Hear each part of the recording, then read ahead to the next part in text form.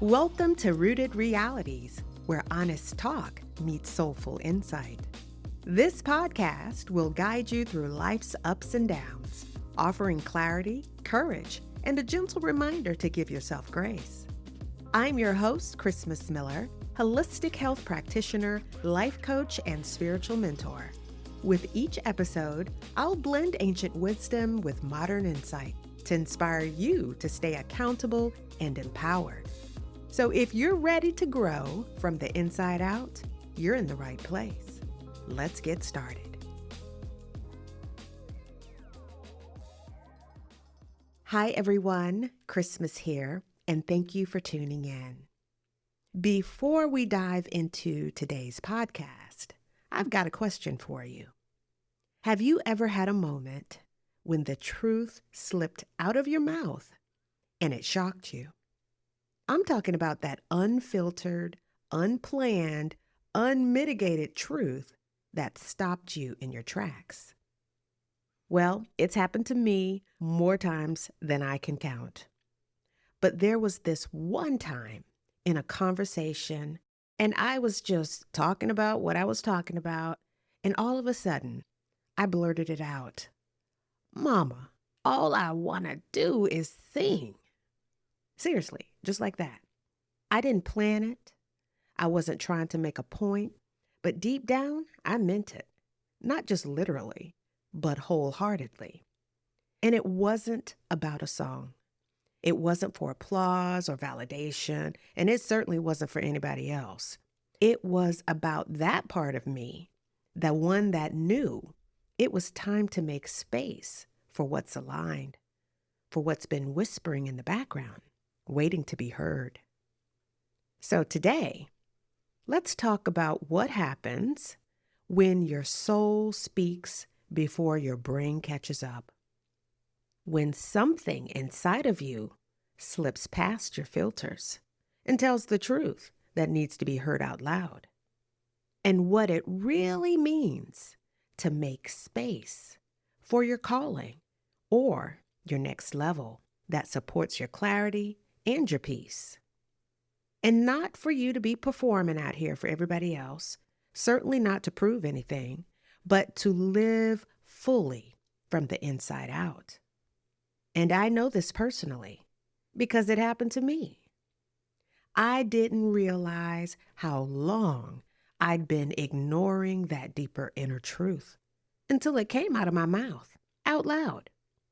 Now, don't get me wrong. I'd been showing up, doing the work, and doing it well. But part of me was missing from the picture.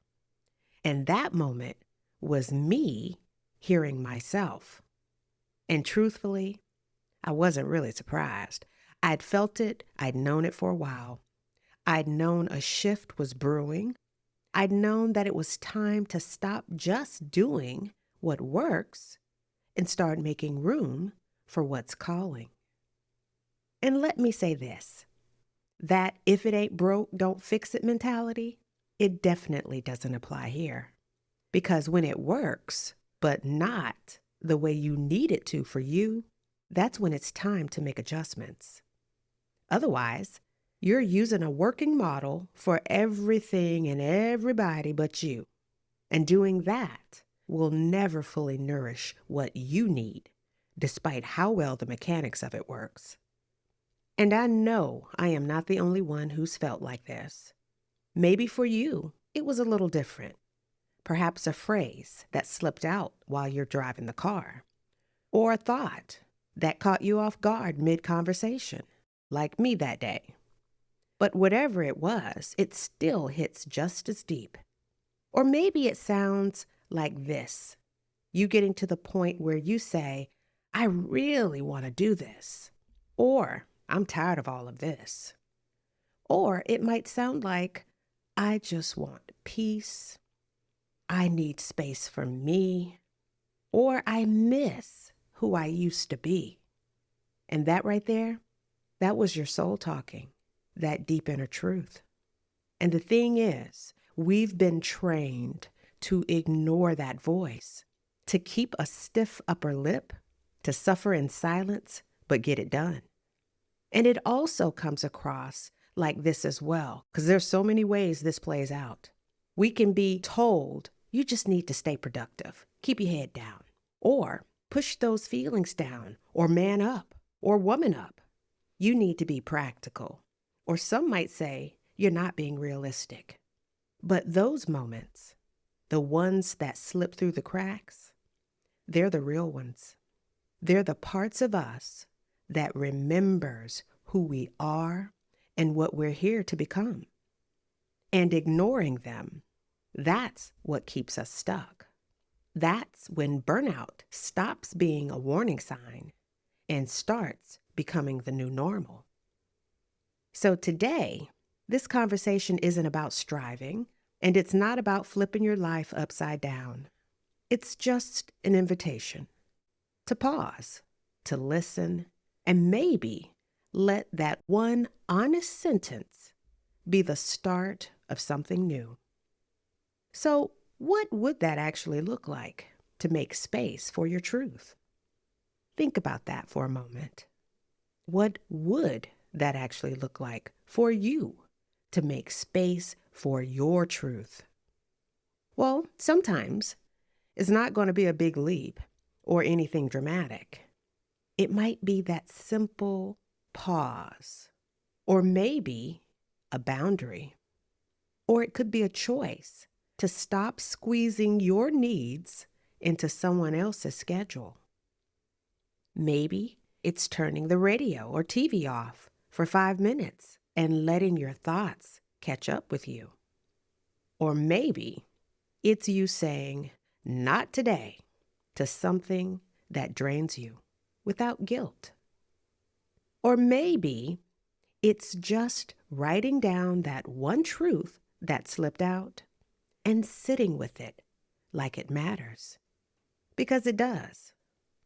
But making space is only the beginning, because at some point, there's a shift you already know you need to make. You felt it. You've said it. Even if you're not ready to take that leap, maybe it's time to just start the plan, to map the pivot, to stop pretending you don't know what your soul has already told you. But even with all of that, there's no pressure, really. All I want you to be right now is present and giving yourself the permission to take your truth seriously. That's all.